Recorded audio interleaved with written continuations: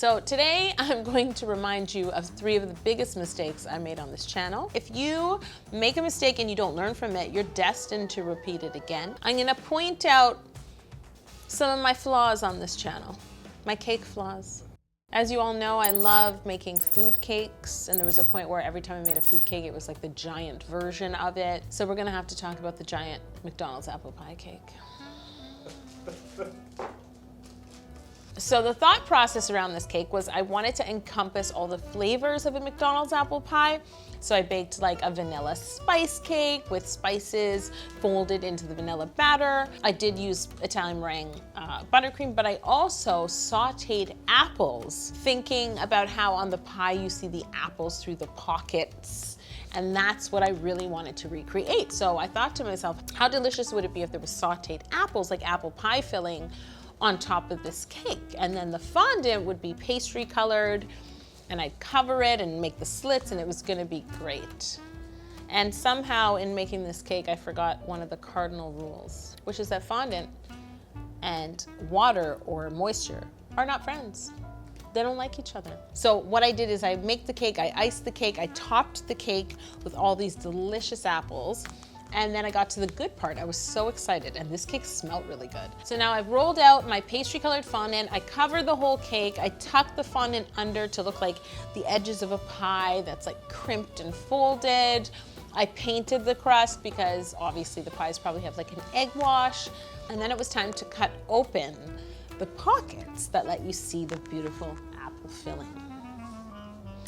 And that's when it all went downhill, because as soon as I started to cut open those pockets, I realized that the moisture from the apples, and I think it was also the acidity, was eating away at the fondant from underneath, like little piranha, just eating away at it and making the fondant like melt and ooze. I'm watching it happen. Look at my face. Oh, even as I'm peeling, you can see it. Like as I'm peeling away the fondant, you can see that the underneath of it is like gloopy. I regret the moment I made the decision to make this cake. Oh, and you know what else started happening? So as all that goop started accumulating, it was actually affecting the fondant. So the fondant started to like droop down at the sides, which didn't really bother me in terms of the look of the pie, but the gloopiness was just ruining me. Before we shot beauties, I had to keep using paint brushes to like scoop it away, and I used like a turkey baster. Do you remember? To suck up the excess fluid. Did you cry? I'm sure I'm always somewhere between verge of tears and going to lose it. I always go for tears. I haven't gone on like a falling down Michael Douglas rampage. Have you seen that movie? So what did we learn? We learned what I already knew, which is fondant and water don't mix. I don't know why I thought I could do this. You know what the problem is? This channel, unlike when I made cakes and sold them and delivered them, I couldn't have anything go wrong, right? It's somebody's big day, their wedding day, their birthday, whatever it is. On the channel, I started to do a lot of things that I had never done in my cake history. Yes. Did you not start the channel for that? So what's that? I cut it and you just, bleh! Bleh! If I had to do this cake again today, I think I would try to somehow use real pastry and make like a pastry dome and then try to put it on top of my cake, or maybe make the pastry dome first, yes, and then carve my cake accordingly. So then it would be really cool. It'd be like a layer of crispy pastry, apples, and cake and buttercream. Who was it? Was it Genghis that made this the screensaver?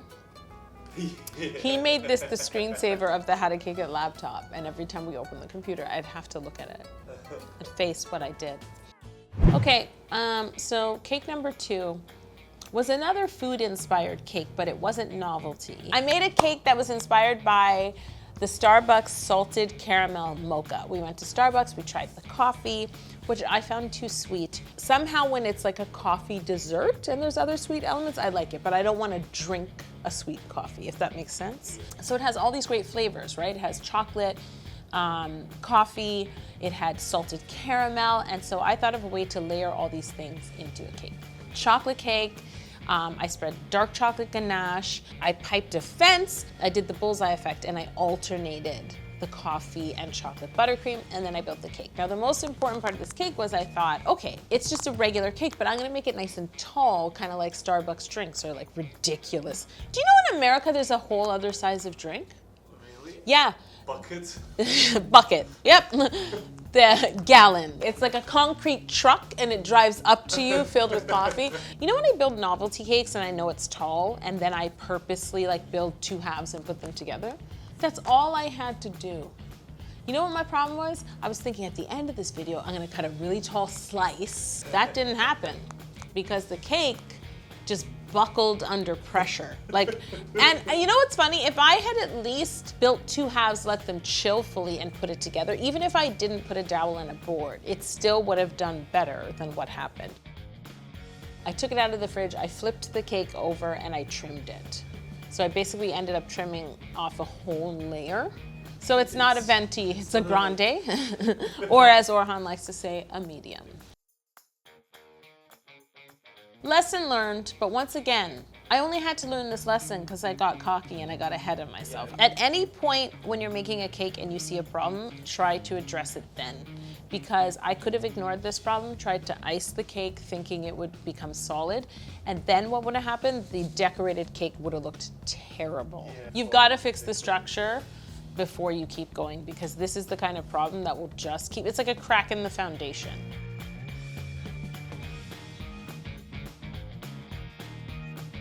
This cake was delicious. Apple pie was delicious, but the way it looked grossed me out.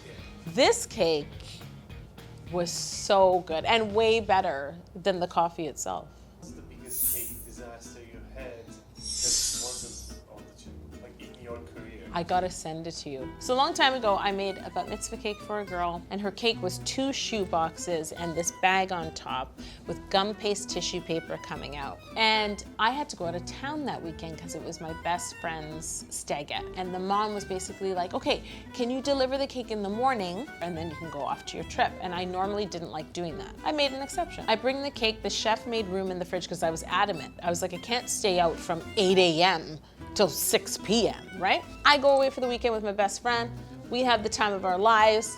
I come home, the planner that I always worked with, and she's like, oh, there was an incident with the cake. And I was like, what happened? I go, no, send me, just send me a picture. She sends me the picture and I have dial-up. So so it's like slowly revealing itself to me. He took it out of the fridge and I remember we left June 22nd, I think, and it was a record heat wave. Oh God. This poor girl, there's a picture of her cutting it. Oh, like this? Yeah. That's horrible. The third cake is my Valentine's mailbox cake. Another big thing I love to do on the channel is put surprise inside, like candies that, you know, pour out of the cake when I cut it. And I thought about making an old-fashioned mailbox with a Halloween pattern, you know, something you'd get love letters in and candy, and disaster struck. So I basically built this rectangular cake that was really nice and high, and I made a chamber, a secret chamber in it that was the whole length of the cake. I really wanted so many cinnamon hearts to pour out of the cake, and I made the chamber quite big because of this. And on either side of the chamber, the walls of cake were quite thin now that I think about it. So I start scooping in cinnamon hearts, wanting it to be really like packed down and full. And as I keep doing it, I can see, so the whole cake was just coming out. It happened so fast. It was like a cinnamon heart avalanche. And a cake of that size, I can't just pick it up and dump out the hearts. I was afraid to scoop them out because A, I'd make them all messy, and I might also dent the cake. Thank goodness Jeremy was with me and I built a cake girdle. I cut cake boards to the height of the cake, longer than the cake. I squeezed it up against the cake and then we duct taped it around the cake. Because once that buttercream gets firm and cold, that will stop happening, and then once fondant gets around it, that will girdle it even further. So this is another example of when stuff goes wrong, you have to save it. You have to do something about it in that moment, because yes, cakes do fall apart. Believe it, they fall apart. I cake girdled the cake, let it get really, really chilled, and then I crumb coated, iced it, decorated it. It was great.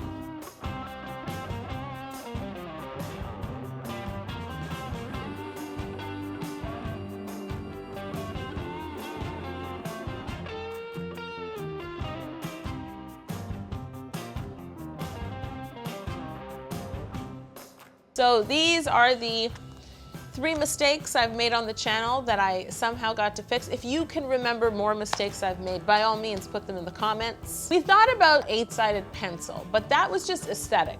That's just aesthetic, so that bothers me somewhat less. Did I make a mistake, or were the cakes I chose to make the mistake? Have you thought about that? Yeah. Yeah, it could be that. That's another episode. That's a whole other episode. I'll see you guys next week.